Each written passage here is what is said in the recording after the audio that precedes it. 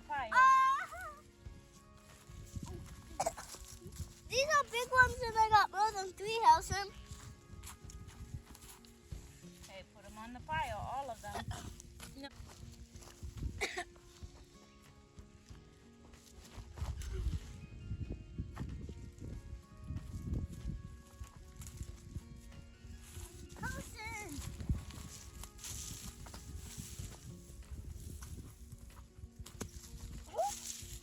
Okay, you ready?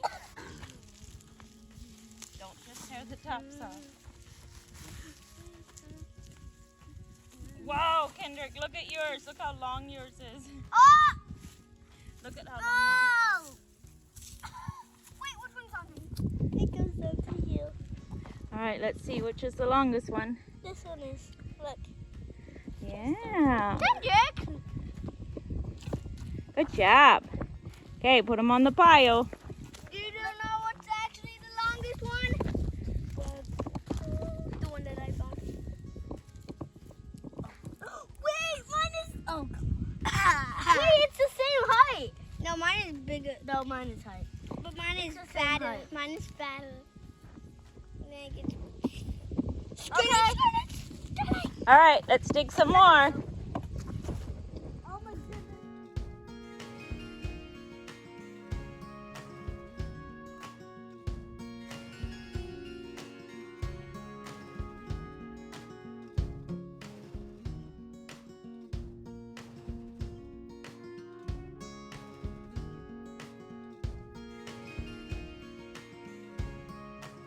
I come. Yep, there's one. I have more than 3 and I have big ones. Same. I got that yellow one. Okay, right over there. Yep. Yep.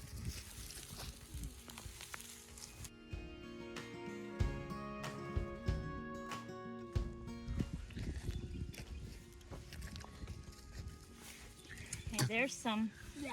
You get them? That's not longer than yours. No.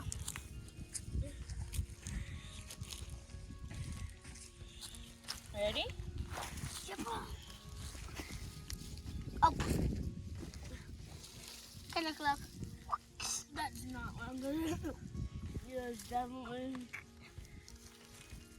So the boys went to get me a box to put all our carrots in because today being Saturday, I'm not gonna process all of these carrots today. So we're just gonna store them in our cold room like this, and then we will take care of them next week.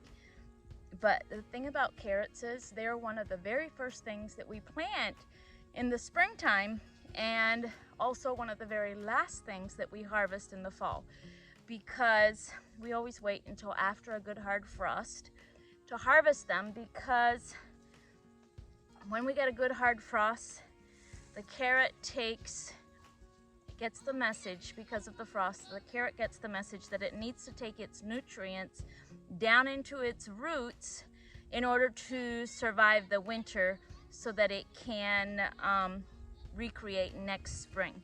So, but we harvest them before next spring, and since this is the root, those nutrients make the carrot much, much sweeter. So that is why we wait until after a good hard frost to harvest our carrots. And it actually was a much bigger harvest than I thought it would be. Part of that reason is because the kids have been pulling the tops off to feed to the donkeys and the rabbit. So there was a lot more carrots here than it appeared to be, because a lot of them had the tops already pulled off, but they were still there. The tops were just pulled off when the kids harvested the tops for the donkeys. Mom, this is the longest. Yeah. Guys, it's right there. Guys, it's right there. Magic! This one's the longest one ever. Yeah, look. Oh, this is big, Mom. Bigger than my Okay, face. keep working so we can be done by lunchtime. Kendrick, you're playing more than you're working. Did you see that, Housen? I threw it and the side came up and it went out on the side and did a backflip and landed.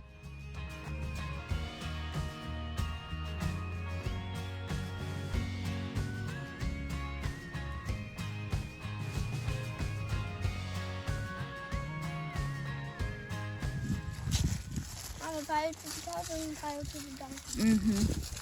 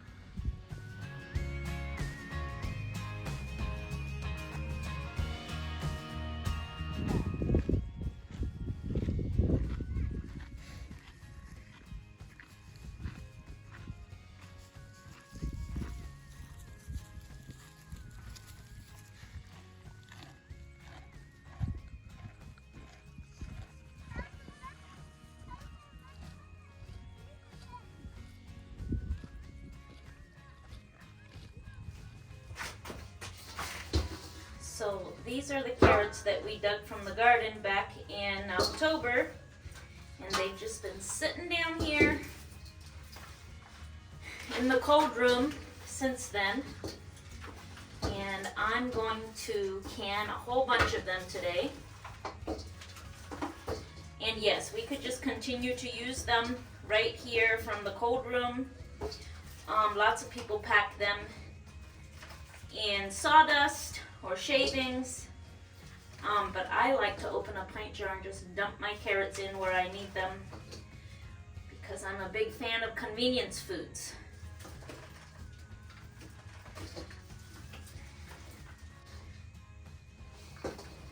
So of course the first thing I have to do before I can start cleaning carrots is to wash all my pint jars.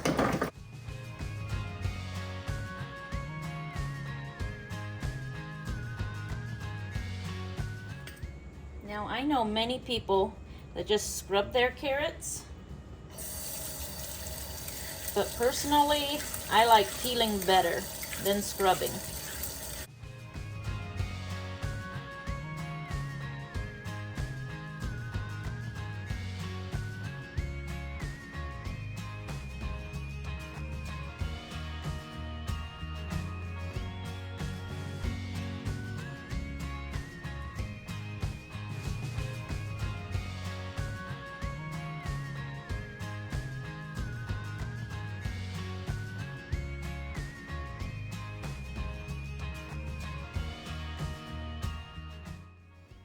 So a common belief among gardeners is that carrots need to be harvested before the heat of the summer because they'll get woody and bitter from the heat of the summer. And while this is true, carrots do get woody and bitter during the hot part of the summer. Leaving them in the garden until a frost will sweeten that carrot right back up and make it just as tender as could be. Another reason that I like to use a peeler instead of a scrubber is that a peeler will take off a lot of those blemishes that are just skin deep.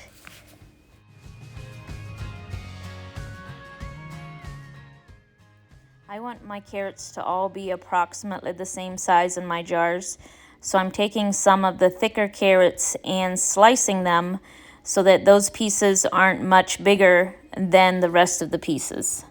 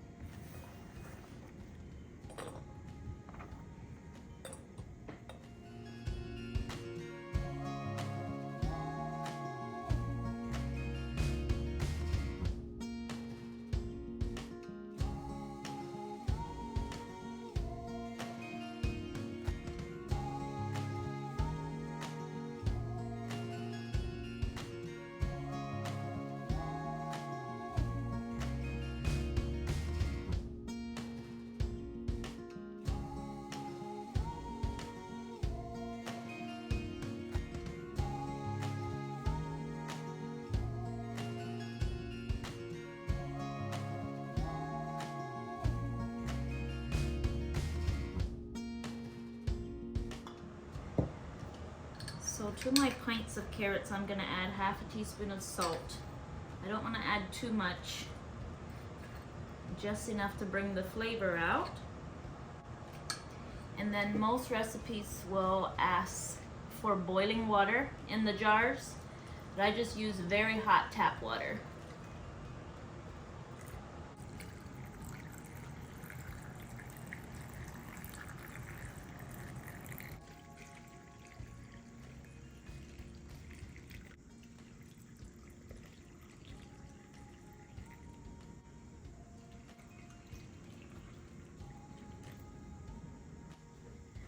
So now that I've got my jars filled, I'm just gonna check the top, make sure there's no chips in any of the rims.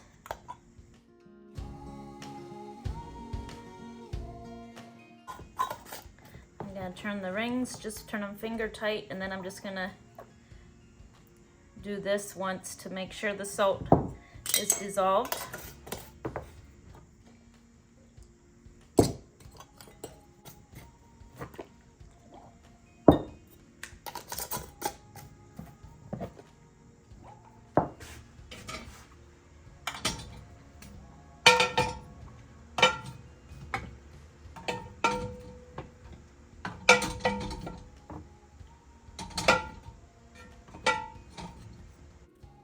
So because I have hot water in my jars, I'm also starting with hot water in my pressure canner. You want the temperature to be alike so that a sudden change in temperature does not cause your glass jars to crack. Put enough water in so that the water covers about the bottom 1 inch of the pint jars.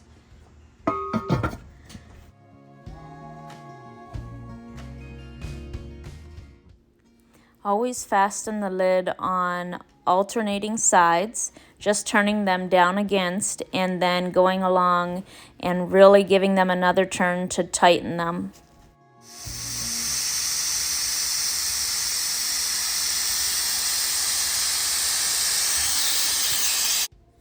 After your vent has been steaming for 10 to 15 minutes, sometimes I just do 5 minutes, I close the vent and let the pressure come up. I can my carrots at 10 pounds of pressure for 20 minutes.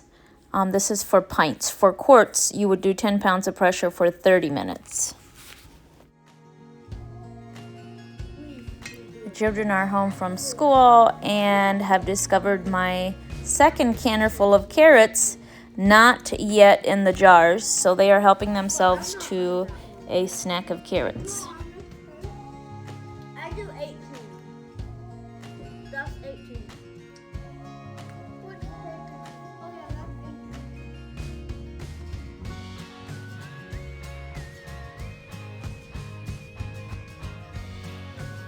Poppy, our mama pig, is extremely happy to get a treat of carrot peels. Poppy's piglets are 1 week old today, and they love to stay warm by burrowing under the straw.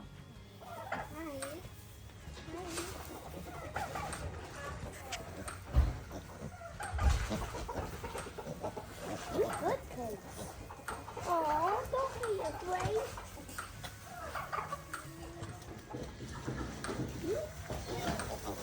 I like that one. Yeah, me too.